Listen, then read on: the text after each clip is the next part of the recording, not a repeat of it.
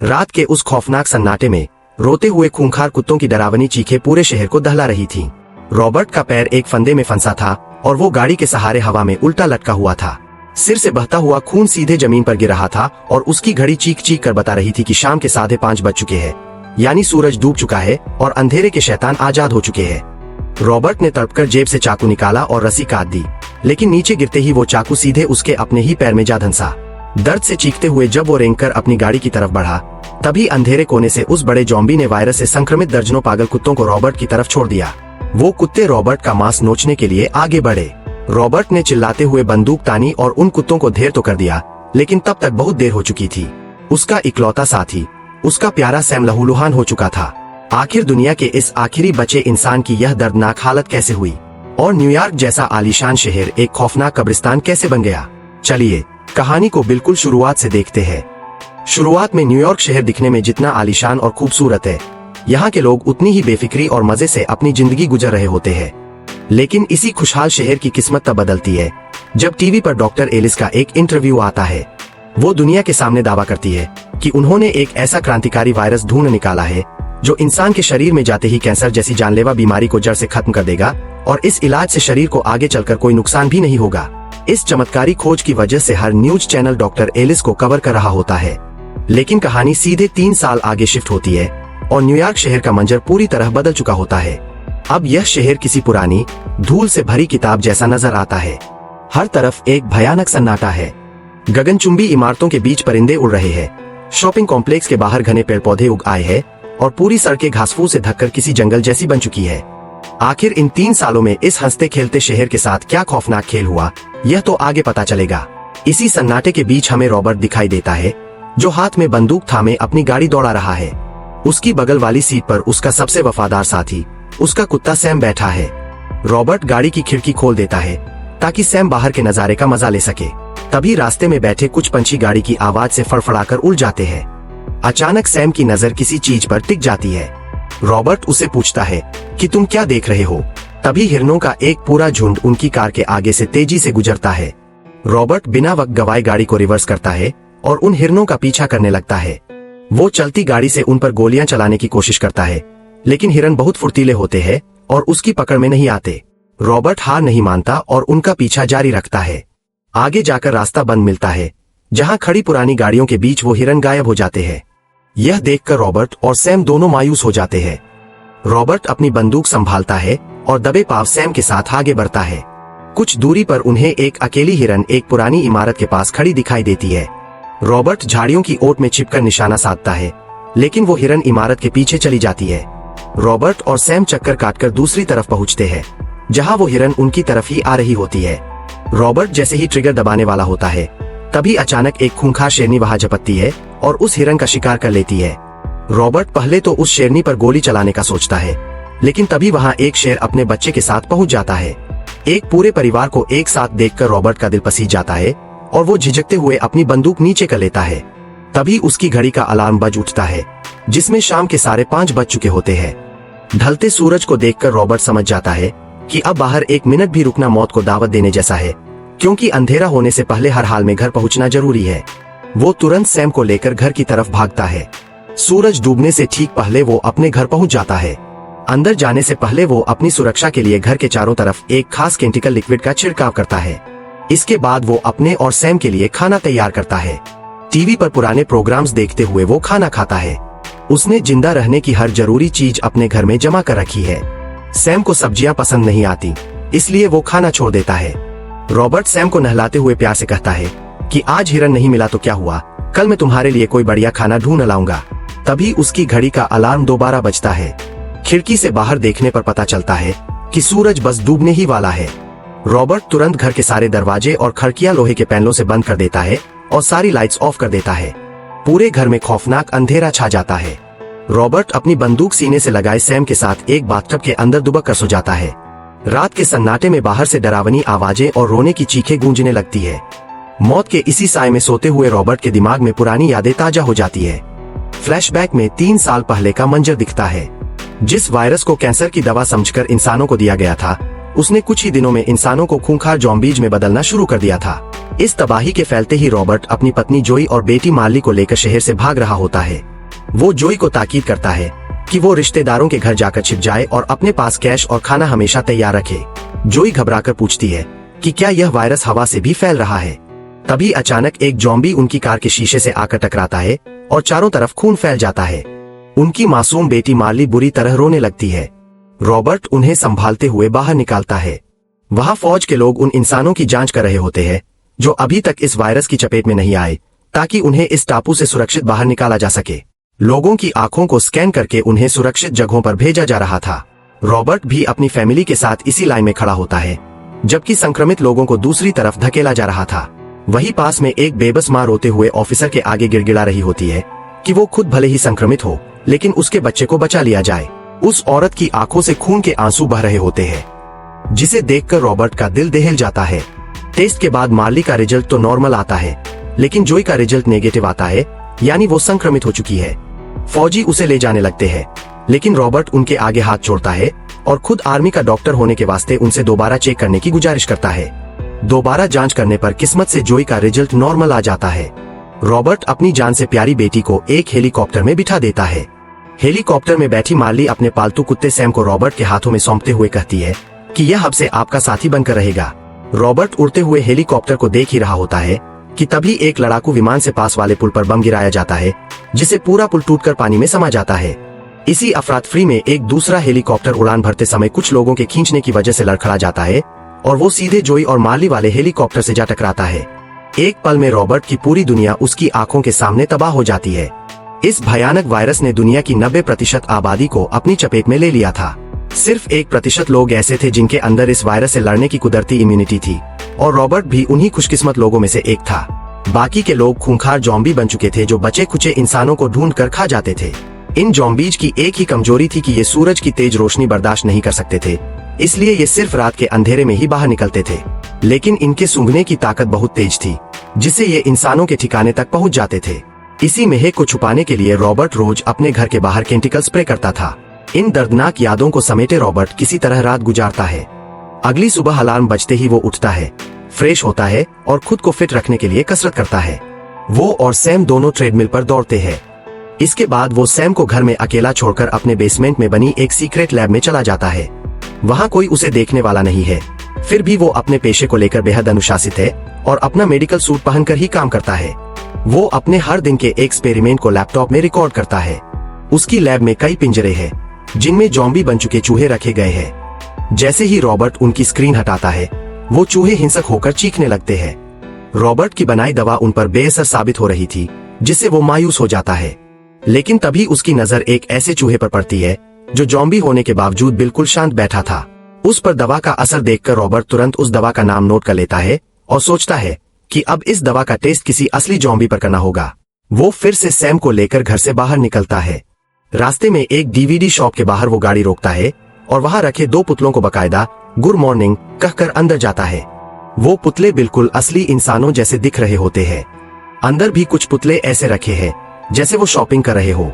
Robert counter पर बैठे एक पुतले से कुछ बातें करता है और वहां से निकल जाता है। असल में इस वीरान शहर में खुद को अकेलेपन के पागलपन से बचाने के लिए रॉबर्ट ने इन पुतलों को ही अपनी दुनिया बना लिया था। उसने उन सबको नाम भी दे रखे थे। खैर, रॉबर्ट और सैम एक छोटे जंगल की तरफ जाते हैं, जहां रॉबर्ट झाड़ियों के बीच किसी संक्रमित चूहे को ढूंढने की कोशिश करता है ताकि अपनी दवा का एक और टेस्ट कर सके, लेकिन उसे वहां कुछ नहीं मिलता। इसके बाद वो अपने खाने पीने का इंतजाम करने के लिए शहर के खाली पड़े घरों की तलाशी लेता है। उसने बाकायदा एक मैप तैयार किया हुआ है कि वो किस घर में जा चुका है और कहां जाना बाकी है। वो एक नए घर में दाखिल होता है, जहां सैम पहले अंदर जाकर पूरा मुआयना करता है और सब सुरक्षित होने पर भौंक कर रॉबर्ट को अंदर आने का इशारा करता है।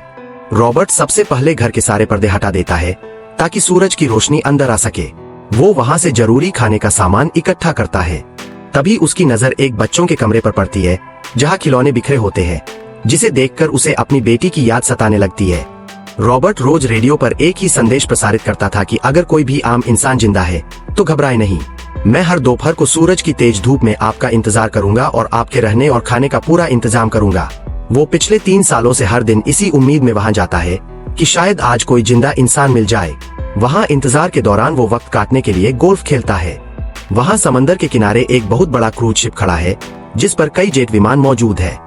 रॉबर्ट उसी एक जेट के ऊपर चढ़कर गोल्फ के शॉट लगाता है और सैम चुपचाप बैठकर उसे देखता है।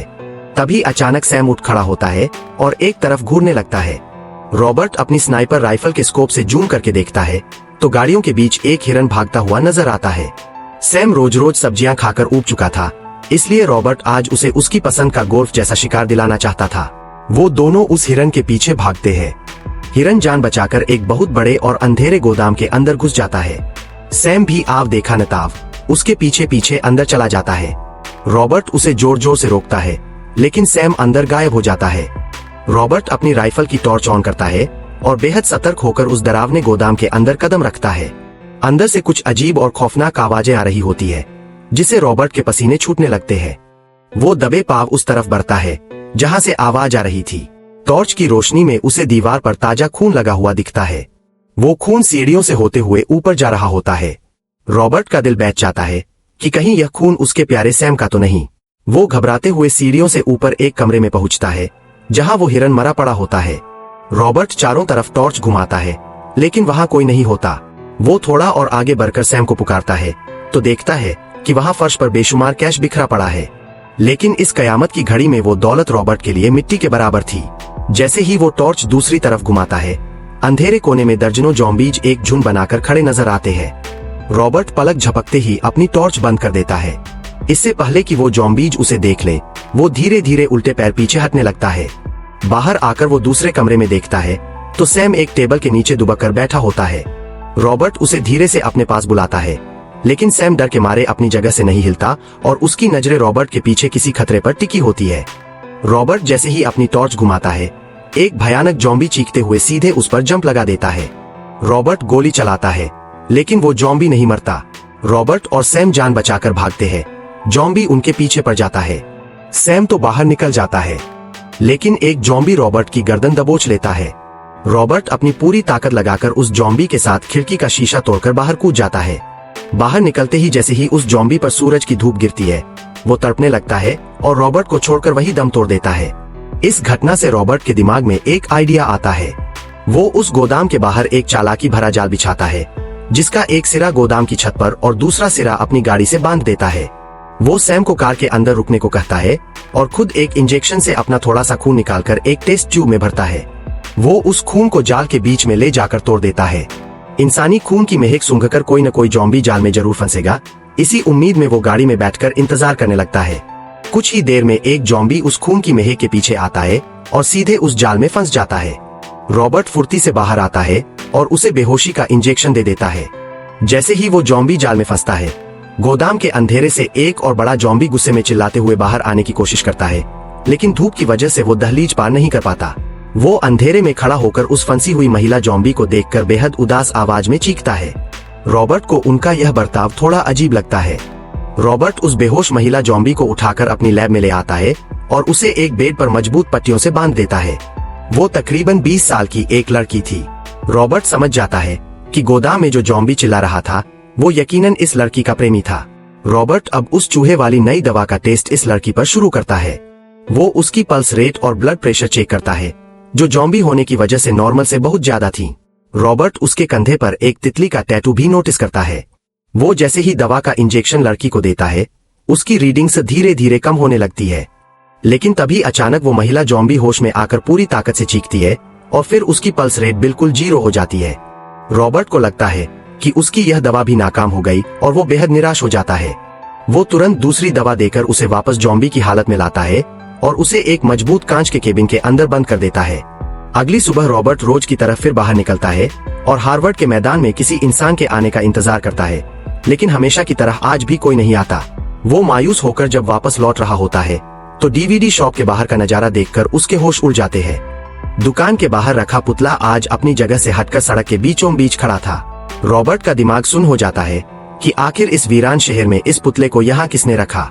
वो गुस्से और खौफ में चिल्लाता है कि सामने आओ, यह किसने किया। वो उस पुतले पर अंधाधुंध गोलियां चला देता है, जिससे पुतला टूटकर गिर जाता है। रॉबर्ट जैसे ही उसके पास जाता है, तभी पास खड़ी एक कार अचानक हिलती है और इसके बाद वो खौफनाक जाल रॉबर्ट को जकड़ लेता है, जो कहानी के बिल्कुल शुरुआत में हम देख चुके हैं। रॉबर्ट उस भयानक हादसे के बाद अपने सबसे अजीज और इकलौते दोस्त सैम को हमेशा के लिए खो देता है। नम आंखों से वो सैम की लाश को दफन करता है। वो उसी डीवीडी शॉप में जाता है और उस पुतले के सामने बैठकर रोते हुए उससे बात करने की भीख मांगता है, लेकिन वहाँ सिर्फ एक डरावनी खामोशी होती है।